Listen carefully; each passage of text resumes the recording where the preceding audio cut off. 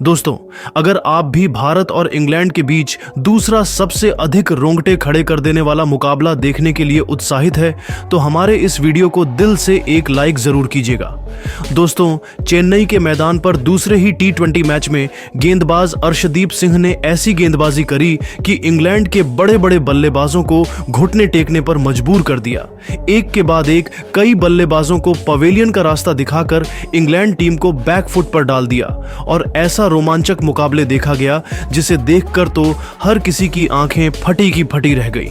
तो आखिर कैसे अर्शदीप सिंह ने दूसरे ही T20 मैच में ढाया कहर, कैसे अर्शदीप, अक्षर और वरुण चक्रवर्ती ने मिलकर पलट दिया पूरा मैच, तूफानी गेंदबाजी और दूसरे मुकाबले की पूरी हाईलाइट तो हम आपको इस वीडियो में जरूर दिखाएंगे। लेकिन उससे पहले आपको क्या लगता है अर्शदीप सिंह, जसप्रीत बुमराह और मोहम्मद शमी में कौन है सबसे खतरनाक गेंदबाज? आप खुद नीचे कमेंट करके जरूर बताइए। दोस्तों, भारत और इंग्लैंड के बीच 5 मैचों की T20 सीरीज खेली जा रही है। पहले मुकाबले भारतीय टीम ने कोलकाता के मैदान में 7 विकेट से अपने नाम किया, लेकिन अब यह कारवां ईडन गार्डन से चेन्नई के एमए चिदंबरम स्टेडियम में जा पहुंचा है। दोनों टीम में यह मुकाबला खेलने के लिए पूरी तरह से बेताब है। सिक्का उछाला गया तो एक बार फिर टॉस के बॉस बने सूर्य कुमार यादव और पहले गेंदबाजी करने का फैसला किया और इंग्लैंड की टीम को बल्लेबाजी करने के लिए आमंत्रित किया। इंग्लैंड की तरफ से इस मुकाबले में भी 2 खूंखार बल्लेबाज ओपनिंग की शुरुआत करने के लिए मैदान पर आए। बैन डकेट के साथ फिल सॉल्ट वहीं भारत की तरफ से पहला ओवर लेकर आए अर्शदीप सिंह, लेकिन इनका स्वागत फिल सॉल्ट ने पहले ही गेंद पर शानदार चौका लगाकर किया। इसी के साथ अपना और टीम का खाता खोला और इंग्लैंड की टीम को बेहतरीन शुरुआत मिल गई। लेकिन अर्शदीप सिंह ने फिल सॉल्ट को ज्यादा देर तक मैदान पर टिकने नहीं दिया। चौथी ही गेंद पर वॉशिंगटन सुंदर के हाथों बाउंड्री पर कैच पकड़वाकर पवेलियन का रास्ता दिखा दिया और भारतीय टीम को 6 रनों के स्कोर पर पहली सफलता मिल गई। फिल सॉल्ट अपनी टीम के लिए केवल 5 रन बनाकर पेवेलियन लौट गए। अब मैदान पर अपनी टीम को संभालने के लिए खुद कप्तान जोस बटलर आ चुके थे। पहले ओवर में इंग्लैंड की टीम ने 8 रन 1 विकेट पर बटोर लिए। भारत की तरफ से दूसरा ओवर लेकर आए हार्दिक पांड्या बेहद ही खतरनाक गेंदबाजी कर रहे थे। बल्लेबाजों को बिल्कुल भी समझ नहीं आ रहा था। इंग्लैंड की टीम को रन बनाना काफी मुश्किल हो रहा था। मैदान पर दोनों बल्लेबाज संघर्ष करते हुए दिखाई दे रहे थे। 2 ओवर में इंग्लैंड का स्कोर 10 रनों तक पहुंच गया। विकेट की तलाश में भारत की तरफ से तीसरा ओवर लेकर आए एक बार फिर अर्शदीप सिंह, लेकिन इस बार इनका स्वागत जोस बटलर ने दूसरी गेंद पर खतरनाक अंदाज में चौका लगाकर किया और अपनी टीम के स्कोर को तेजी से आगे बढ़ाया। इसके बाद भी उनका बल्ला रुकने का नाम नहीं लिया। 5वीं गेंद पर छक्का और अंतिम गेंद पर बेहतरीन चौका लगाकर अपने इंटेंशन को जाहिर कर दिया और अर्शदीप सिंह की जमकर कुटाई कर दी। इंग्लैंड का स्कोर रॉकेट के रफ्तार की तरह आगे बढ़ना शुरू हो चुका था। 3 ओवर में इंग्लैंड का स्कोर 26 रनों तक पहुंच गया। दोनों खिलाड़ियों के बीच एक अच्छी साझेदारी पनपत्ती हुई दिखाई दे रही थी, लेकिन कप्तान सूर्य कुमार यादव ने एक नई चाल चली, बॉलिंग स्पेल में बदलाव किया और अपने स्पिन के जादूगर वॉशिंगटन सुंदर को गेंद थमाया। वॉशिंगटन सुंदर ने आते ही ओवर की पहली गेंद पर बैन डकेट को पवेलियन का रास्ता दिखाकर सूर्य कुमार यादव के उम्मीद पर खड़े उतारे और भारतीय टीम को 26 रनों के स्कोर पर दूसरी सफलता मिल गई। डकेट अपनी टीम के लिए केवल 3 रन बनाकर पेवेलियन लौट गए, लेकिन एक तरफ से कप्तान जोस बटलर मैदान में टिके हुए थे। उनका साथ देने के लिए अब नए बल्लेबाज हैरी ब्रूक आ चुके थे। इन दोनों खिलाड़ियों के कंधों पर टीम की पूरी जिम्मेदारी आ चुकी थी, लेकिन जोस बटलर एक तरफ से भारतीय गेंदबाजों की धज्जियां उड़ा रहे थे। वॉशिंगटन सुंदर के ओवर की चौथी गेंद को उन्होंने सीधा स्टेडियम के बाहर भेजकर छक्का जड़ दिया और अपनी टीम को 4 ओवर में 35 रनों तक पहुंचा दिया।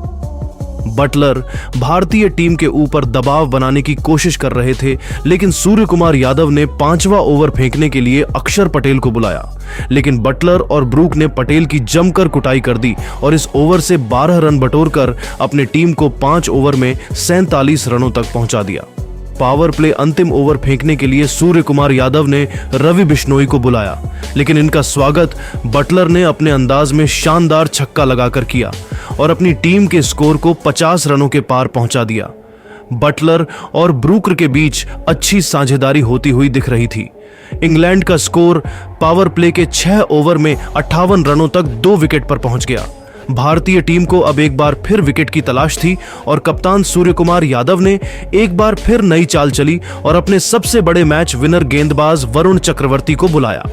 वरुण चक्रवर्ती आते ही ओवर की पहली गेंद पर बटलर को अपने जाल में फंसने की पूरी कोशिश की, लेकिन अंपायर्स कॉल होने के कारण बच गए। लेकिन वरुण चक्रवर्ती ने हैरी ब्रुक को ज्यादा देर तक मैदान पर टिकने नहीं दिया।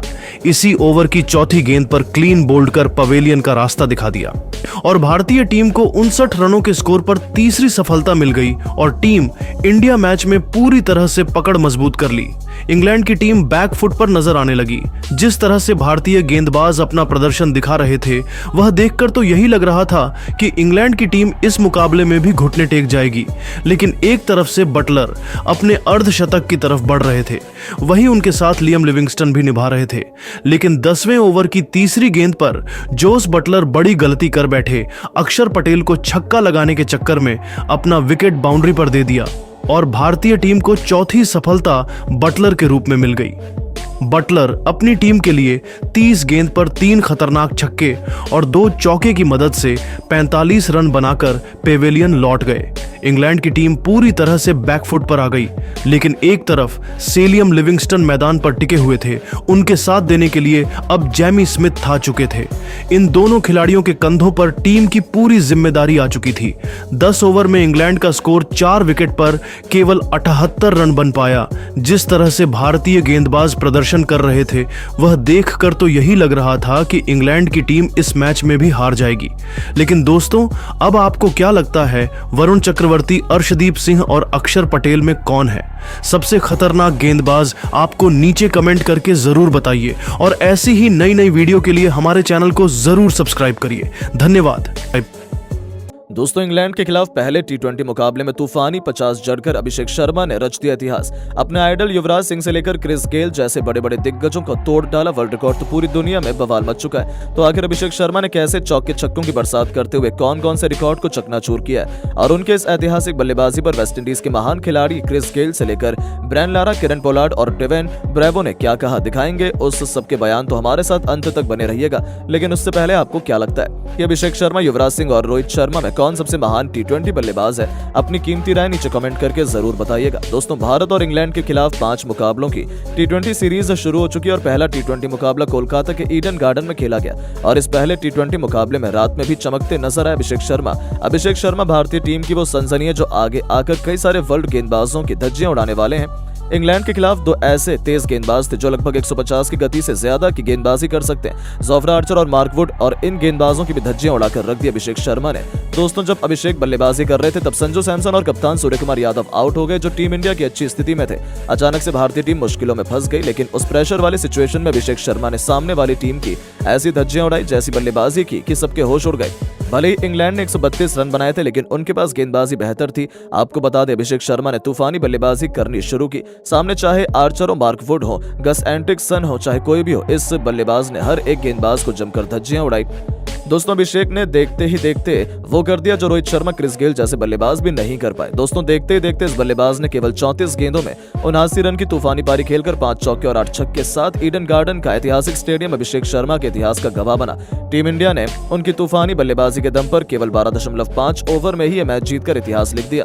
दोस्तों, अभिषेक की तूफानी बल्लेबाजी चल ही रही थी। दुनिया भर तो छोड़िए, यहाँ तक कि वेस्टइंडीज के दिग्गज तक उनकी तारीफ करने लगे। सबसे पहले तो लेजेंड ब्रायन लारा ने कहा कि अभिषेक शर्मा की बल्लेबाजी देखकर मजा आ गया।